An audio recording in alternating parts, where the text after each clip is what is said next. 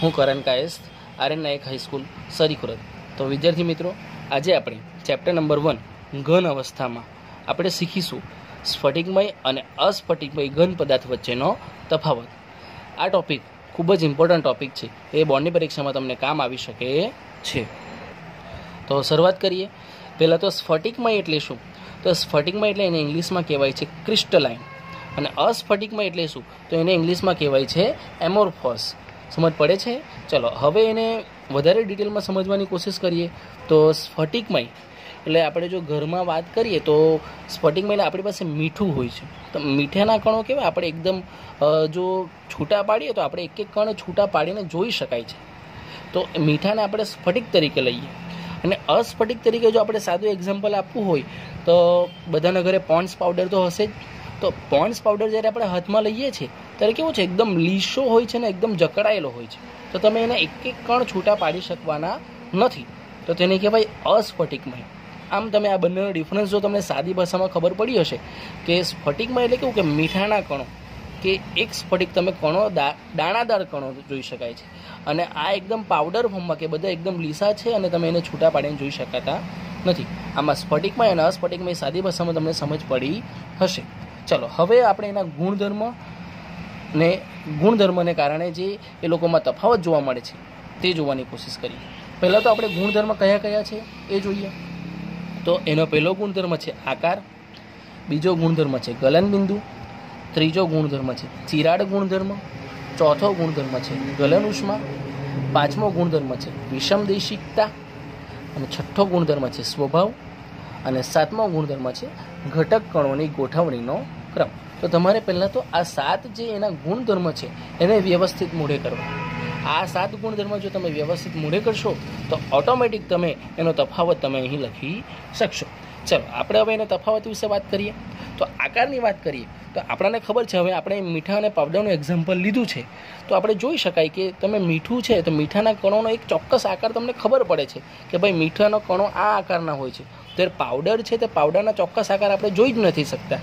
તો આપણે સ્ફટિકમયમાં લખી શકીએ કે એ ચોક્કસ આકાર અને લાક્ષણિક આકાર ધરાવે છે. ચોક્કસ અને લાક્ષણિક આકાર ધરાવે છે. જ્યારે આપણને અસ્ફટિકમયમાં તો ચોક્કસતા કંઈ ખબર જ નથી, એટલે આપણે લખી શકીએ કે અનિયમિત આકાર ધરાવે છે, એટલે કે અનિયમિત. ચલો તો પહેલો મુદ્દો ખબર પડી તમને. ચલો બીજું ગલનબિંદુની વાત કરીએ.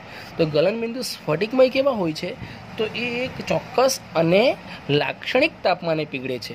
શું હોય છે? ચોક્કસ અને લાક્ષણિક તાપમાને પીગળે છે. એટલે શું કે કોઈ જ્યારે આપણે સ્ફટિકમયને જ્યારે ગરમ કરીએ છીએ ત્યારે એક ચોક્કસ તાપમાને પીગળે છે, એટલે આપણે એનું ગલનબિંદુ નક્કી કરી શકીએ છીએ. જ્યારે અસ્ફટિકમય પદાર્થ કેવા હોય છે કે એ તાપમાનના ગાળા દરમિયાન કે પહેલાં 10 ડિગ્રીએ થોડોક પીગળ્યો, પછી 15 ડિગ્રીએ થોડોક પીગળ્યો, પછી 20 ડિગ્રીએ થોડોક પીગળ્યો, આમ કરીને તાપમાનના ગાળા દરમિયાન ધીમે ધીમે પીગળે છે. એક જ તાપમાને ચોક્કસ તાપમાને પીગળતો નથી. તો આમ અહીં લખી શકાય કે તાપમાનના ગાળા દરમિયાન ધીમે ધીમે પીગળે છે. સમજ પડી?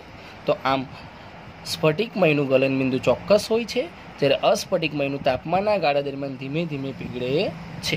ચાલો આગળનો મુદ્દો જોઈએ, ચિરાડ ગુણધર્મ. ચિરાડ એટલે આપણે કાપવાની વાત કરીએ છીએ અહીં ધાતુને. ધારો કે સ્ફટિકમયની વાત કરીએ તો જ્યારે સ્ફટિકમય આપણે ઘન પદાર્થ લઈએ અને સ્ફટિકમય ઘન પદાર્થ, ધારો કે આ એક સ્ફટિકમય ઘન પદાર્થ લીધો છે મેં, એ સ્ફટિકમય ઘન પદાર્થને હું જ્યારે કાપીશ ચપ્પુ વડે, અથવા કોઈક આપણે ધારો કે સોડિયમનું ઉદાહરણ લઈએ તો સોડિયમને આપણે ચપ્પા વડે કાપી શકીએ છીએ. તો હું ચપ્પુ વડે એને કાપું છું ત્યારે શું થાય છે કે કાપવામાં આવે ત્યારે એની અંદરની સપાટી એ સાદી અને સુવળી, એટલે કે આપણને એકદમ પ્લેન સાદી અને સુવળી જોવા મળે છે. શું થાય છે? તો ચિરાડ ગુણધર્મમાં સ્ફટિકમયમાં શું થાય? તો આપણે એક્ઝામ્પલ લીધું છે એને સોડિયમનું લીધું છે. સોડિયમને આપણે ચપ્પા વડે કાપી શકીએ છીએ. તો આપણે લખી શકાય કે તીક્ષ્ણ ધારવાળા, શું તીક્ષ્ણ ધારવાળા સાધન વડે કાપવામાં આવે તો અંદરની સપાટી સાદી અને સુવાળી હોય છે. સુવાળી હોય છે એટલે કે સાદી અને સુવાળી સપાટી જોવા મળે છે. તો જ્યારે અસ્ફટિકમયને જ્યારે આપણે કાપીએ, ધારો કે અસ્ફટિકમય આપણે પદાર્થ લીધો છે અને એને કાપીશું તો અંદરની સપાટી આપણાને કેવી છે? તો ખરબચડી જોવા મળશે. સાદી અને સુવાળી જોવા મળતી નથી. તો અંદરની સપાટી જુદી જુદી એટલે કે ખરબચડી જોવા મળે છે. તો આ થયો તમારો ચિરાડ ગુણધર્મ. આગળ જઈએ ગલન ઉષ્મા.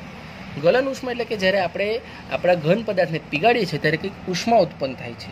તો એ ઉષ્મા પણ આપણા સ્ફટિકમયની નિશ્ચિત હોય છે અને લાક્ષણિક હોય છે. એટલે કે જ્યારે આપણે સ્ફટિકમયને જ્યારે આપણે પીગાડીએ છીએ ત્યારે એક નિશ્ચિત અને લાક્ષણિક ગલન ઉષ્મા આપે છે. ત્યારે આપણાને અસ્ફટિકમય એ નિશ્ચિત ગલન ઉષ્મા હોતી નથી.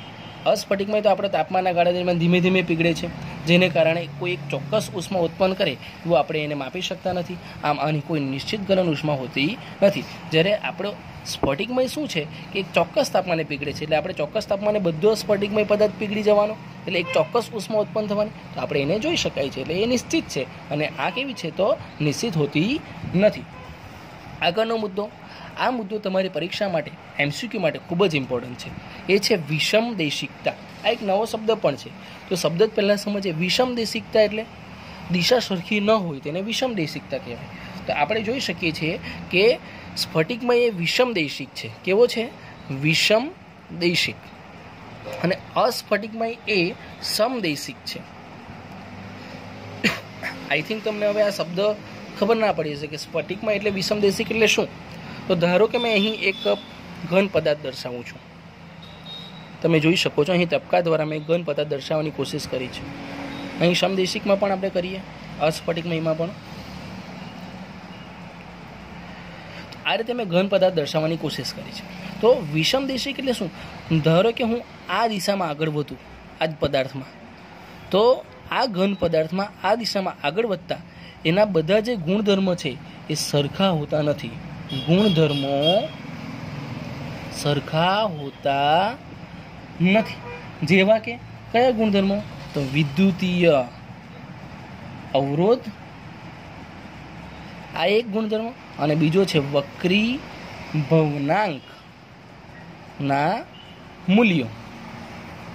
સમજ પડે? તો હું આ દિશામાં આગળ વધું ને તો આ દિશામાં આગળ જતા બધી જ જગ્યાએ વિદ્યુતીય અવરોધ અને વક્રી ભવનાંકના મૂલ્ય આગળ જતા જુદી જુદી દિશામાં એ જુદા જુદા જોવા મળે છે. જ્યારે સમદેશિક એટલે શું? તો સમદેશિકમાં જ્યારે હું આગળ વધીશ અસ્ફટિકમય પદાર્થમાં તો એ શું કરશે? તો એના વક્રી ભવનાંક અને વિદ્યુતીય અવરોધ આ બંનેના મૂલ્ય આ દિશામાં આગળ વધી તો આ બધી જગ્યાએ આ મૂલ્ય બંનેના મૂલ્ય સરખા જોવા મળે છે. તો આમ તમે જોઈ શકો છો કે સ્ફટિકમય પદાર્થ એ આપણો વિષમદેશિક છે. એટલે કે તમે એમાં જ જો એ જ ઘન પદાર્થમાં તમે એને કાપો અથવા ધીમે ધીમે એ ઘન પદાર્થમાં આગળ વધો તો તમે જોઈ શકો છો કે એ વિદ્યુતીય અવરોધ અને વક્રી ભવનાંકના મૂલ્યો જુદા જુદા જોવા મળે છે. જ્યારે અહીં એક જ દિશામાં તમે આગળ વધો તો એના વક્રી ભવનાંક અને વિદ્યુતીય અવરોધ સરખા જોવા મળે છે. આમ આપણો સ્ફટિકમય એ વિષમદેશિક છે અને સમદેશિક એટલે કે અસ્ફટિકમય એ સમદેશિક છે. આઈ થિંક તમને આ માહિતી પરથી વિષમદેશિકતા ખબર પડી હશે. ચાલો આગળનો મુદ્દો જોઈએ આપણો સ્વભાવ. સ્વભાવ એટલે આપણે સ્ફટિકમય માટે કહ્યું છે કે એ સાચા ઘન છે અને અસ્ફટિકમય માટે કહ્યું છે કે આભાસી ઘન છે. તો આ શબ્દ પરથી પણ તમને ખબર પડવી જોઈએ. સાચા ઘન એટલે શું? કે એકચ્યુઅલમાં આપણે લોખંડ ધારો કે પકડીએ તો એ કેવું છે કે લોખંડ કરતાં આપણે મીઠાને જ એક્ઝામ્પલ લઈએ તો મીઠું આપણે જ્યારે પકડીએ છીએ ત્યારે મીઠું કેવું છે? આપણે એને ખબર જ પડી જાય કે આ ઘન પદાર્થ છે, બરાબર? તો એ સાચું ઘન કહેવાય. જ્યારે આભાસી ઘન એટલે ધારો કે જેલી લઈએ આપણે. આપણે જેલી જ્યારે કેવું હોય છે કે ઘરે આપણે જ્યારે ખાવાનું જેલી પકડીએ છીએ ત્યારે શું આપણે જોઈએ ત્યારે આપણને ઘન દેખાય છે, પરંતુ આપણે જ્યારે પકડીએ ત્યારે આપણે કેવી દેખાય છે કે પ્રવાહી જેવી હોય છે.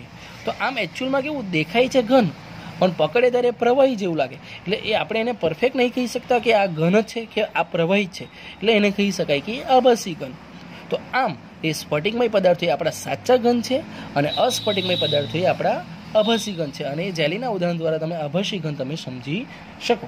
અને છેલ્લો મુદ્દો છે આપણો ઘટક કણોની ગોઠવણીનો ક્રમ. ખૂબ જ સુંદર છે આ મુદ્દો આપણો, કે આમાં શું આવે છે કે લાંબા ગાળા સુધી જળવાઈ રહે છે અને આ ટૂંકા ગાળા સુધી જળવાઈ રહે છે. અસ્ફટિકમય એ છે કે ટૂંકા ગાળા સુધી જળવાઈ રહે છે. એટલે શું કહેવા માંગે કે જ્યારે ધારો કે હવે આપણે મીઠાના કણનું એક્ઝામ્પલ લીધું છે આપણે સ્ફટિકમાં, ધારો કે મીઠાના કણો હું આ રીતે ગોઠવું તો આપણે ધીરે ધીરે કરતાં ગોઠવતા જઈએ તો આપણે આ રીતે લાંબા ગાળા સુધી એને ગોઠવી શકીએ છીએ આ રીતે, અને એ લાંબા ગાળા સુધી એનો ક્રમ જળવાઈ રહે છે સ્ફટિકમય. પરંતુ અસ્ફટિકમય તો આપણે પોન્ડ્સ પાવડર જેવાની વાત કરી કે એનો કોઈ ચોક્કસ આકાર જ નથી, તો આપણે ગોઠવીએ તો કેવી રીતના ગોઠવી જ ન શકાય, કારણ કે એ તો એનો કોઈ ચોક્કસ આકાર નહીં, તો કઈ રીતે ગોઠવીએ એને? તો માટે એને ટૂંકા ગાળા સુધી જ એનો ક્રમ જળવાઈ રહે છે. એટલે જ્યારે આપણે અસ્ફટિકમયને ગોઠવીએ તો એ થોડું ગોઠવી શકાય, પછી આગળ ગોઠવી શકતા નથી, આગળ એનો ક્રમ જળવાતો નથી. જ્યારે સ્ફટિકમયને આપણે ચોક્કસપણે લાંબા ગાળા સુધીનો ક્રમ જળવાઈ રહે છે અને ગોઠવી શકાય છે. તો આમ આજે આપણે ઘન અવસ્થામાં સ્ફટિકમય અને અસ્ફટિકમય ઘન પદાર્થની ગુણધર્મ અને એના તફાવતના મુદ્દા આજે જોયા છે. આઈ થિંક તમને આ વિડીયો લેક્ચર પરથી આ જે સ્ફટિકમય અને અસ્ફટિકમય વચ્ચેનો તફાવત છે એ ખબર પડી હશે, અને બોર્ડની પરીક્ષા માટે આ મુદ્દો ખૂબ જ આઈએમપી છે. તો તમે આ વિડીયો જુઓ અને આ મુદ્દાને તમે ક્લિયર કરો અને સ્ટડી કરો, અને કંઈ પણ ન ખબર પડે તો તમે મને કોમેન્ટ બોક્સમાં આવીને પૂછી શકો છો. Thank you very much.